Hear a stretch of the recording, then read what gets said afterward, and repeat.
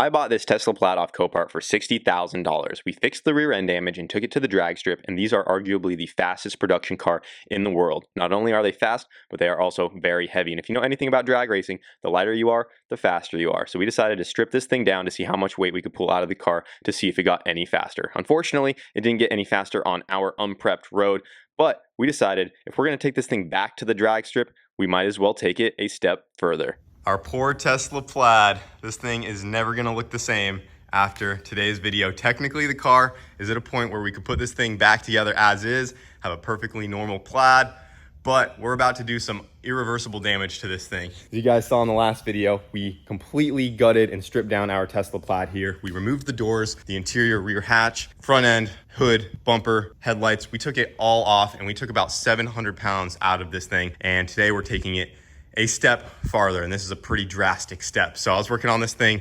yesterday, and you can see we're missing these rear windows back here. So these are like panel bonded in, and these things are on there really tight. They're really tough to get off without breaking. You have to get pretty much all of this stuff cut out of the way. And I was actually watching B is for Build's video, and he did this to the Model 3 and went and picked up the same oscillating tool he did to get those guys out. And it was my first time trying to pull one of those windows. I thought I had the first one out.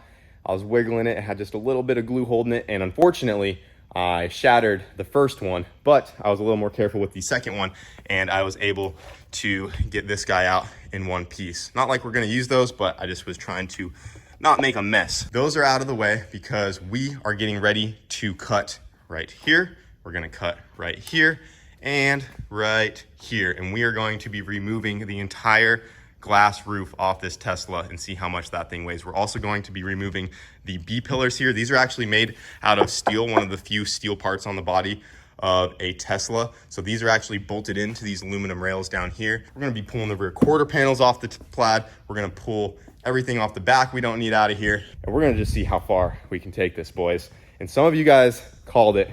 Some of you guys saw what was coming. And the other day I also went and picked up a whole bunch of chromoly tubing. I didn't even cheap out here, boys. This isn't mild steel. This is chromoly tubing. It's going to be lighter and stronger, and we are going to be building a cage inside of the Tesla Plaid here after we cut everything apart. It's going to be tough making that first cut, but there's no going back after today, boys. And I know some people in the comments weren't too pumped on Tesla content and electric cars, and if you guys want to hold off for, you know, the turbo fire breathing cars that we also have on the channel, that is perfectly fine, but I'm going to do me. I think this is going to be an awesome project, so you guys can watch if you want, but I'm doing it either freaking way. So if you guys want to see what happens to a Tesla Plaid if you completely strip it down, and I'm talking basically as far as you can go, besides some of the interior components, because we're going to need those later, we're going to see what this thing turns into. So let's get into it. Before we're able to start cutting, I also had to cut through the glue on this roof glass right here. The roof glass and the windshield both share this piece right here. This is also steel, and they're both glued to that. And since we're keeping the windshield, we also want to keep most of this structure right here. And if we were to just cut it there and cut all the way around, the roof is still going to be stuck to that piece right there. So what I did is I had to take a piece of welding wire, sharpen the end of it, and it took me a good like 10 minutes just to finally get it fed through. But I had to poke it through here because it makes like this tight S. It's really tough. And I was able to get our wire cutter, and yesterday I went ahead and cut across the entire front edge of that glass roof there. So it is completely separated on the front, and normally we would want to try to save this because these glass roofs are pretty valuable and they get broken pretty often. But unfortunately, when this car was rear-ended, you can't see it on top, everything looks perfect, but if you look up under here, it is cracked, and that was from the accident when it originally got hit. So this glass roof isn't worth anything to us anyways. So other than that, we're about ready to cut. All right, guys, there's no going back after this.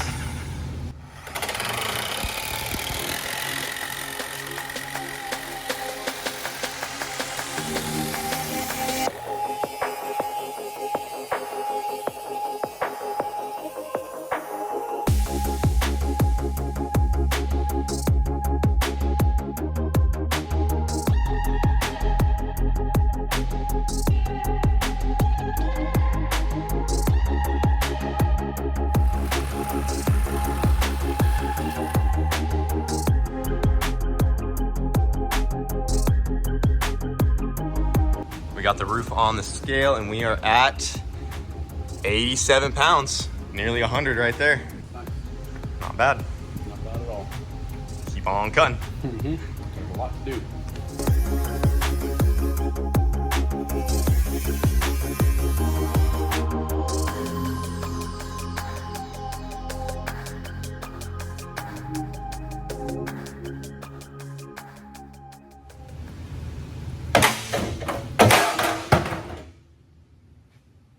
Good to go.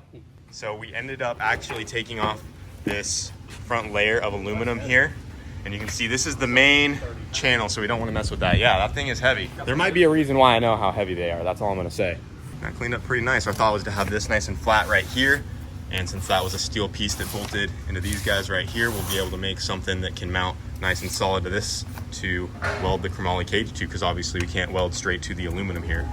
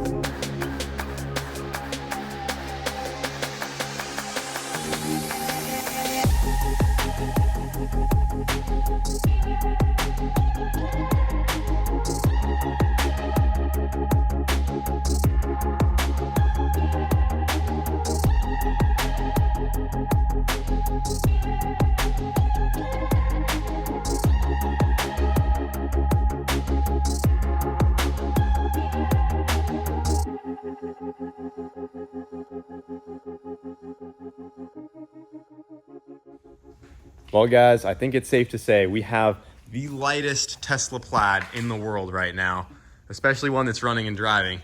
I think that's for sure. So Without a doubt. lots of cutting. It's been a few hours of work, but this is where we are at. We still have to clean up this quarter right here a little bit. We're gonna be trimming off some of this and clean it up just like how this side is. This side's gonna get trimmed up more too, though. We're gonna take this outer fender piece out, and then it'll just be the shock tower left. Yeah, but we don't want to Yeah, take that's too much structure out of this. We want to leave all this right here. But this side is pretty cleaned up right here. A little more to clean up there. But you guys get the idea. I mean, freaking wild. So, moment of truth here. We're going to go ahead and drop this thing down and see what it's at. Yep. Yeah, put it in neutral real quick. And we were careful about taking all of this high voltage charging stuff out of the way, being careful not to tweak any of this too much when we removed this, but everything came apart fine. There were a couple grounds that we're gonna have to extend, like this guy right here that we connected just to pull it forward.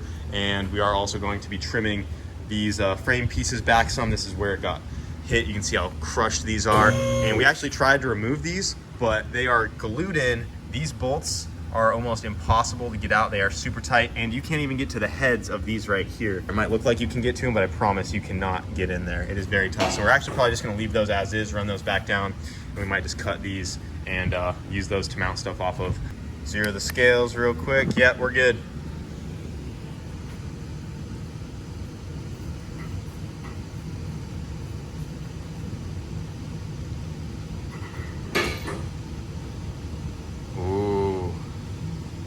It's climbing. What do you think we're at right now?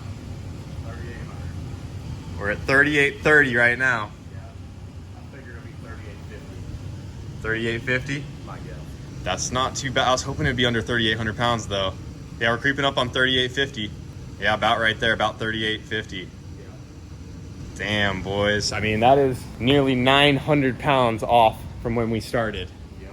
That's crazy. That's pretty wild. And we still have roughly 50 more pounds to lose overall if we choose to change the wheel and tire setup in the future, because I was talking to Uncle Chet and some other Tesla guys, and there's a lot of weight to be saved just in the wheels alone. So we'll probably do that in the future, but there's really nothing more we can take off this thing. Right. It's pretty gutted. That's So, pretty nuts though. and then probably add like 70 to 80 pounds worth of metal back on. Yeah, so it might sit around 3950-ish with no driver. That's crazy that the car looks like this and it's still gonna be over 4,000 pounds. It's all in that motor and battery pack. It's crazy because you can just see how much of that weight is actually in the bottom of the car. And I'm sure a lot of you guys have seen Tesla crash tests where they just do not flip over because they have So much weight. And look at this, it literally is gonna weigh 4,000 pounds looking like this with a driver. That just shows how much weight is in the bottom of these cars. And that's why they're so freaking hard to flip over. But we're gonna add a roll cage just to be safe. We just turned our Plaid into a convertible, and now we have all of these parts right here. If you guys need some Tesla Plaid parts, you know, we might be able to help you out. For real. Fire sale, get them out of here. Definitely no going back after today. Yeah, that's wild. That's nuts. So we were gonna try to pull this thing out and Drive it around just a little bit around the house because it looks so ridiculous right now, but it's been raining a lot lately, and it's actually raining right now. And with all of the electronics and everything exposed, don't think that would be too good of an idea. So we're just gonna go ahead and continue progress on this thing. we actually took off a little bit more around these rear wheel wells right here. So we didn't get rid of anything important. The shock towers are still nice and strong. We want to make sure we keep as much rigidity in the chassis as we can. And when we go to add the cage, a lot of this is going to tie all back together. So we're actually using some factory bolt holes right here. These were the holes that were used for the B pillars. We got a couple holes right here, some up here, one guy down there. We're gonna add a couple nutserts right here. We got these beefy 3-inch angle iron pieces right here. Those are gonna bolt down. We're gonna be able to run a chromoly tube in between those. We'll be able to mount our main hoop off of that. And we are going to also reuse the factory door hinge bolt holes. And Wyatt already got these bad boys whipped up.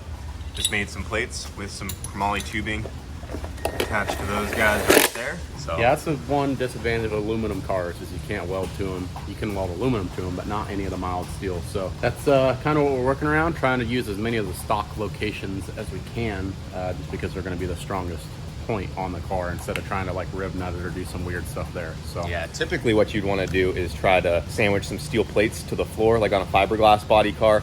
They sandwich plates, but we have a massive battery, and that is the whole floor of the car. So we can't really do that. So we're just going to tie into the main structural components here and just make sure everything's tied in nice and strong. We'll also add any rigidity that we might have cut out of this thing back into it with the roll cage. by the time we're done with it, it's going to be probably stronger than it was with just the sheet metal stuff. Yeah. I mean, there is a ton of structure there, but the way that this is all being tied in, it's being tied into every major part of the car. So. And also being 1,000 pounds lighter if Yeah. something happened. That helps Right. dropping all that weight.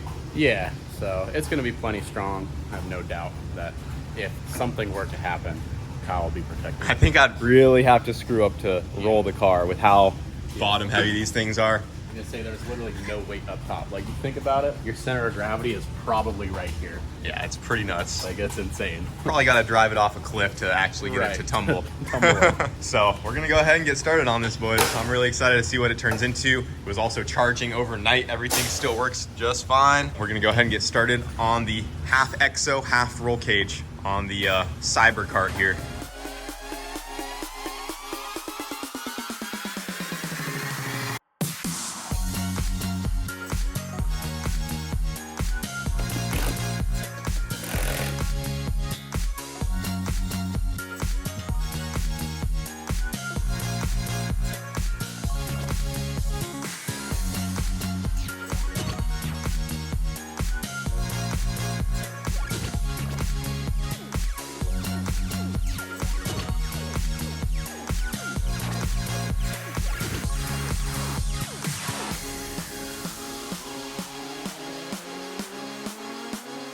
Well, if anyone else out there wants to do a roll cage in their Model S, I think this is the way to go. I mean, tying into the factory frame rails with some angle iron was super convenient. You can't go through the bottom because there's a battery, like we said, and you're gonna need to tie into these somehow. Since the B pillars were there was a ton of factory bolt holes to go to. I mean, we have 7 bolts on each piece.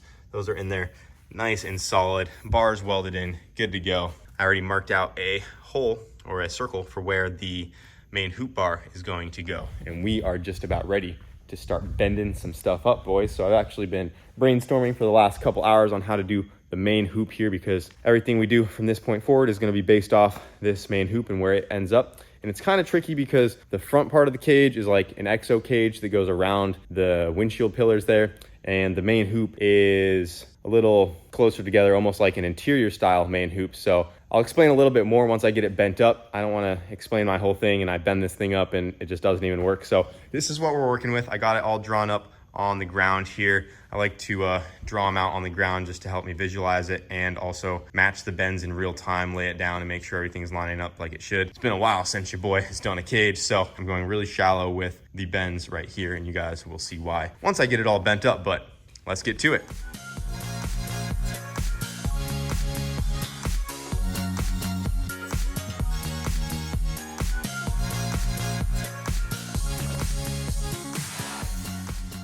Oh shoot, boys, we have ourselves a main hoop. I still have to trim the bottom of each of the legs here about 5 inches. You can see how high it's sticking up right now. Real quick, I'm gonna show you guys why I went with such a shallow bend right here.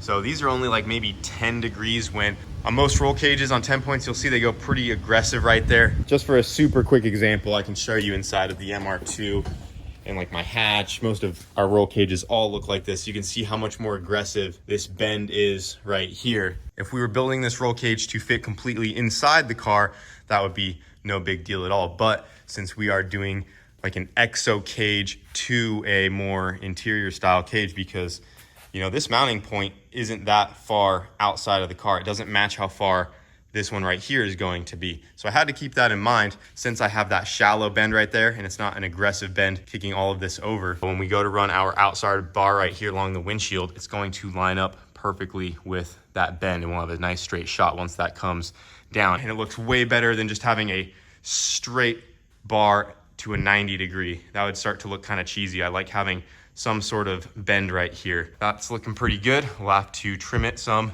get it fully in place, but our main hoop is just about ready to go. And then we can start adding the freaking pillar bars and keep going from there. Door balls.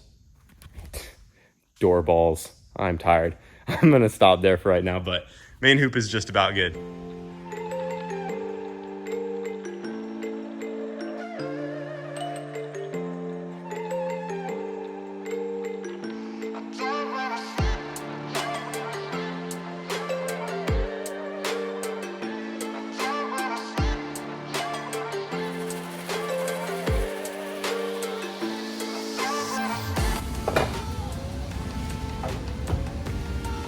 Dang. Dude, that is gonna look so sick. A little more. Just a touch more. So close.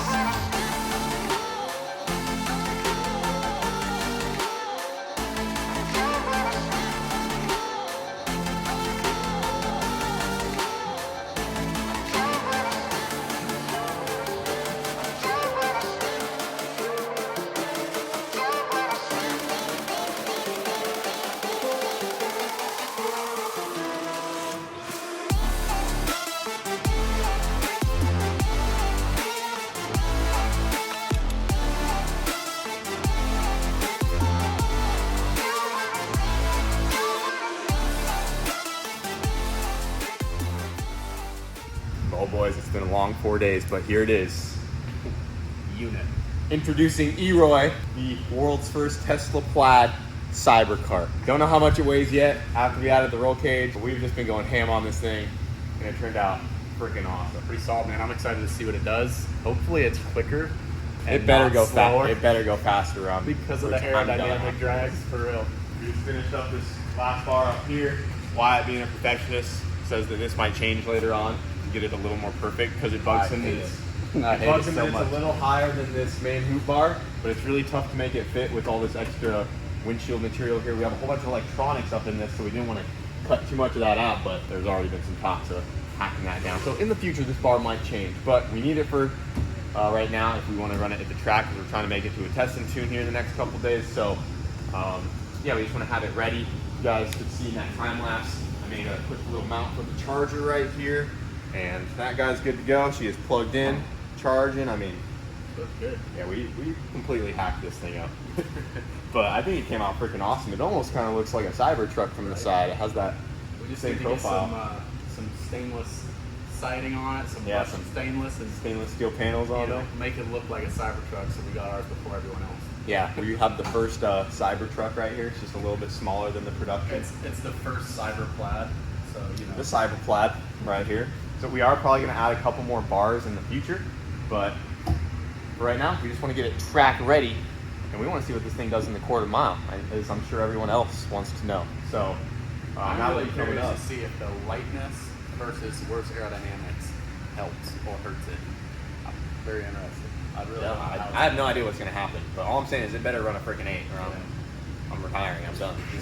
I just cut up a $60,000 car, and if it underperforms, then I'm going to be very sad. I'm done. Everything's for sale. I'm out. But yeah, as you can see, we also got some harnesses in right here. These are from our boys over at RaceQuip. Some fresh harnesses. We have a window net. Make sure we're nice and tucked inside of this thing. We haven't even powered this thing on yet since we got all this done, so hopefully it still works and we didn't mess anything up, because we moved a lot of this wiring around up here. Our plan is to build an aluminum panel to cover this up completely, kind of clean up all that wiring, tuck it down out of the way. Another thing we're gonna have to be careful about is transporting it and leaving it outside, because the last thing we want to do is this get rained on, because it rains a lot out here in Florida. I mean, to be fair, Old Chet. To be drove fair, his we have under a pond. We have a friend that drove his underwater and it still works. So like completely submersed. so we'll try to avoid that though. Uncle Chet's a little crazy. Yep. But yeah, boys, that's about it. We've been hustling on this thing. Yeah. Still a little bit to do. Like you said, a couple more bars and then it'll be done. But I just want to drive it. I want to see it do a backflip. You know, it looks cool, but I feel like it's missing something. Especially if we're gonna name it E-Roy. I got just the thing. Hold on, I know a guy. I'll be right back. Where are you going? Don't worry about it. Check this out, boys. Was that a ski mask? Oh, it's a helmet liner because we're about to go racing. Obviously. Where did you get that? Why does it have a 1320 sticker on the side of it? Don't worry about it, but I figured this would look sweet. Oh yeah. Dude. Now it's E-Roy. That's sick. Yeah, whip up some mounts, get this thing on there, put a little downforce back in this thing since we made it so freaking light. All right, guys, the wing is on. That is looking so freaking sweet. We are ready to power this thing up. Go ahead and plug her back in. We disconnected all of this while we were welding just to make sure we don't hurt something electrically. She is booting back up. Any minute now, we should see some Tesla logos. There it is. E-Roy is alive. We also got these tail lights hung up on there for right now. That looks so freaking sweet. Well, should we pull this thing out? Looks ridiculous. We have to get at least one Ricer flyby. Yep. It's gonna be the quietest Ricer flyby you've ever heard though. Open me up. Oh, it moves. Looks ridiculous. Looks great. You know, if you stand back and squint, it looks like Leroy.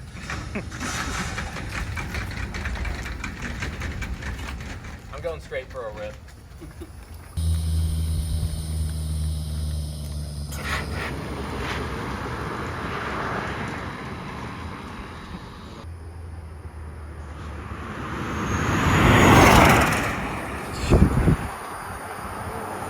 What is flapping around in I there? don't know, but that looks so sketchy. Dude, it looks ridiculous. Did you hear the wing? Yeah. Was that what that was? Yeah, the wing makes a little noise. Shatter. Might have to adjust it. All right, let me rip this thing one time.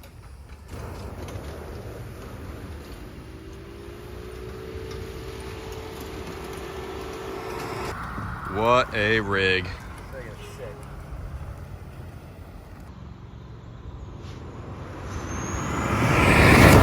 Oh my god. That thing is so fast. Dude, it is a ripper. It moved all over the road now. like with it being lighter and I think less aerodynamic, it wants to walk around. That's pretty wild. Yeah, hopefully the drag strip keeps her planted. Yep, hopefully so. Dude, that is nuts. Well guys, I hope you enjoyed today's video. This thing turned out so freaking sweet. I believe in the next video, we're gonna go right to the drag strip and see what it does. We still have some small improvements that can be made. I also just realized we haven't given you guys a final weight on what it currently is sitting at, so we will be sure to get those in the next coming videos. If you guys want to see us do more with the car, be sure to like and subscribe to follow along. And I also want to hear your guys' suggestions on what we should do with the Tesla Cyber KART here. I think it's going to be pretty freaking sweet. So thank you guys so much for watching, and we'll see you at the drag strip.